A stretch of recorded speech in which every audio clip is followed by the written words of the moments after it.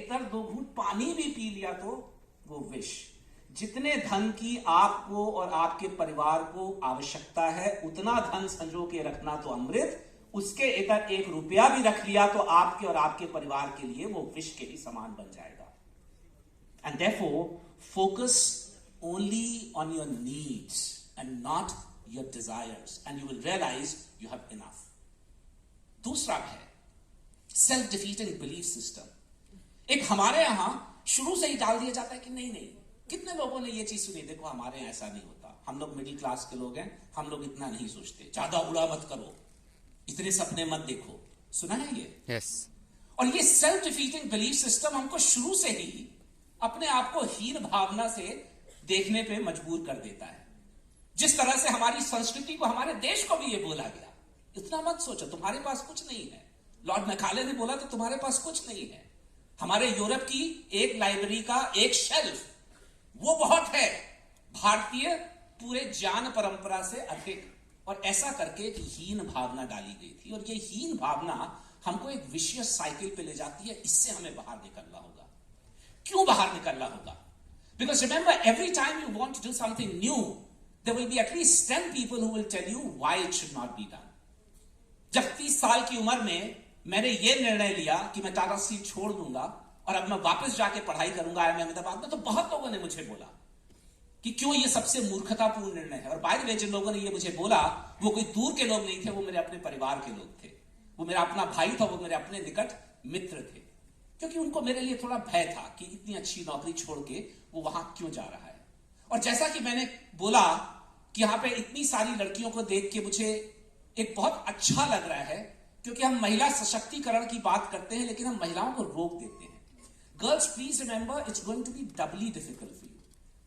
थोड़ा हो सकता है एक आध लोगों को मेरी ये बात ठीक ना लगे, परंतु अध्यापक की बात हर कोई सुन के ज्यादा से ज्यादा मुस्कुरा के बोलेगा पागल है, इसलिए मैं बोलता अवश्य हूं।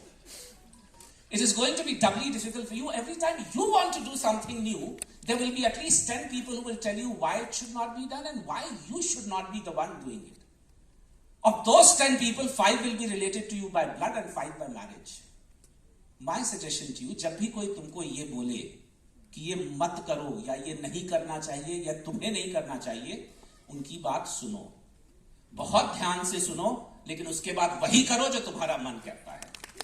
क्योंकि हमेशा याद रखना, यदि तुमने अपना जीवन किसी अन्य व्यक्ति की अपेक्षाओं के ऊपर निर्माण किया तो तुम्हारे चेहरे की मुस्कुराहट यहीं रह जाएगी, यहां तक नहीं पहुंचेगी। And the real smile is what reaches your eyes. So always make your life which is built on your own expectations. It should be built on your own dreams. अपने स्वप्नों की नींव पे अपने जीवन का निर्माण करो, क्योंकि आपके अंदर बहुत शक्ति है और इस राष्ट्र को आज मातृशक्ति की बहुत आवश्यकता है।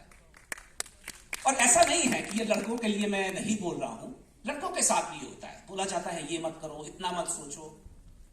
हमेशा एक चीज का ध्यान रखिए कि आप जो चाहते हैं वो आप कभी भी कर सकते हैं, लेकिन आपको जो चाहिए वो चाहिए एक दृढ़ इच्छा शक्ति। स्वामी विवेकानंद ने बोला कि यदि दृढ़ इच्छा शक्ति हो तो मानव एक पहाड़ तक हटा सकता है, कुछ भी कर सकता है। And therefore what you need to understand कि जब भी कोई व्यक्ति आपको बोले कि भाई आपको त्याग करना चाहिए, सबसे ज्यादा यही बोला चाहिए कि नहीं देखो सैक्रिफाइस करो, थोड़ा सा सैक्रिफाइस करो। ऑफ कोर्स अगेन महिलाओं को ज्यादा सैक्रिफाइस करना पड़ता है, क्योंकि अगर शादी हो गई तो नौकरी कौन छोड़े? महिला। बच्चे हो गए तो नौकरी कौन छोड़े? महिला। सास ससुर के पेट में दर्द है, ऑफिस कौन ना जाए? महिला।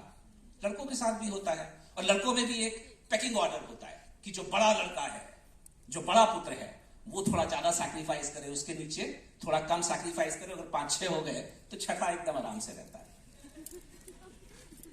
लेकिन इस त्याग का वास्तविक अर्थ क्या है? I realized that from a very different statement that was made in a very different context. J.N. Tata, Jamshedji नसरवान जी टाटा, जो टाटा के फाउंडर्स थे, उन्होंने